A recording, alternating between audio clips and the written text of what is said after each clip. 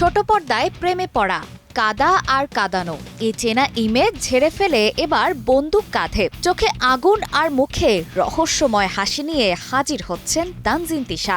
না, এটা কোনো সিনেমার ট্রেলার নয়, এবার ঈদে ছোট পর্দাতেই আসছে একেবারে লেডি গ্যাংস্টার। বিশেষ ঈদ নাটক গোলাপি, নাম শুনে মিষ্টি গল্প ভাবলে ভুল করবেন। এই গোলাপি গোলাপের সুবাস ছড়ায় না, বরং বস্তির অন্ধকার গলি থেকে গ্যাংয়ের রাজনীতি কাঁপায়। তানজিন তিশাকে দেখা যাবে দুটি ভিন্ন রূপে, একদিকে নরম, অন্যদিকে ভয়ঙ্কর দৃঢ়। চরিত্রটি নাকি এতটাই চ্যালেঞ্জিং যে কোনো অভিনেত্রীর জন্যই পরীক্ষা। তবে নির্মাতা বলছেন তিশা সেই পরীক্ষায় A+। তিশার বিপরীতে থাকছেন তৌসিফ মাহবুব।